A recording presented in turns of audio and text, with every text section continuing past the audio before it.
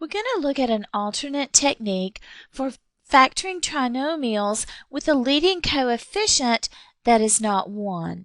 So our a is some other number. So these are not the very nice problems. We will still first look for a GCF. Second, see if it's a perfect square trinomial or a good candidate. And then we will go to a method called grouping. What we will do is we're going to keep the first term, keep the last term, and we will split the middle term into two terms, which will give us 4 terms, and with 4 terms, we use grouping. We'll do the same problems that we did in the trial and error module so that you can see the difference in the two techniques. All right, so we're going to factor this trinomial. First, we're going to keep the first and last term, so we're going to keep the 3x squared. We're going to keep the plus 2, and we're going to split the 7x into 2 terms. Now, we have to see how to split that, and to find the numbers that do that, we're going to multiply our a, so the coefficient of the x squared term, times our c, which is our constant. So a times c, so 3 times 2 is 6. So we're going to find numbers that multiply to give 6, and they're going to combine to give the middle term. They're going to combine to give the 7. And like our sign rules before, if we look at the sign of the last term, if this is plus, then they're going to add. So they're going to be like signs, the ones that go in here, they'll both be plus.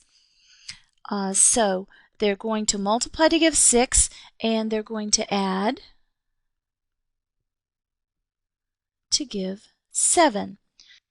So factors of 6, 6 and 1, or 3 and 2. To add to give 7, it will be the 6 and 1. So we're going to split the 7x into 6x plus 1x. And we'll put them so that they should group. So we will put the 6x here and the plus 1x. It's important to check here. These two should always give you back that middle term. So 6x plus 1x is 7x. Now, you have just changed your problem. You have 4 terms. Factor it by grouping. So in grouping, make 2 groups, and then in each group you look for a GCF. So in our first group, we have a common factor of 3x, and that leaves us with x plus 2.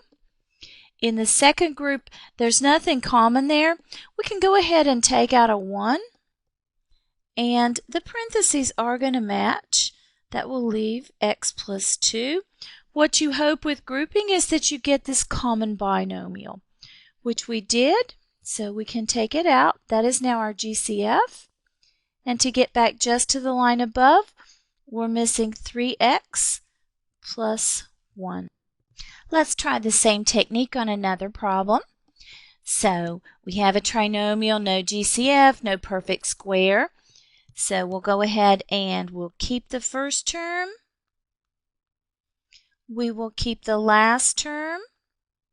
And we're going to split the middle term, right? We do end with a plus, so that says we're going to do like signs. This time they'll both be minus. So we're going to find our a times c. 3 times 2 is 6, so numbers that multiply to give 6, and they're going to add to give 5. So 6 and 1 or 3 and 2. This time you're going to need the 3 and 2, and they're both going to get a minus. So we'll do a minus 3x. Each one will get an x, and a minus 2x. Double check, these should combine to give minus 5x. They do. So now we have a problem with 4 terms. We will factor it by grouping. So we'll make 2 groups, and then we'll take out the common factors. So in the first group, we have a common factor of 3x, and that will leave x minus 1. In the second group, because it starts with negative, we'll choose a negative GCF there, a -2, and that will leave an x minus 1 because we took the negative out. We did get a common binomial, x minus 1, that's our GCF. To get back to that line, we're missing 3x minus 2. Let's look at another example. So again, a trinomial, no GCF, no perfect square.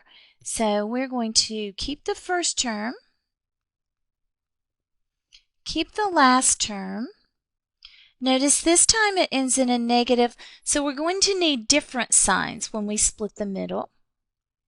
So we're going to find a times c equals 3 times 2 will be 6.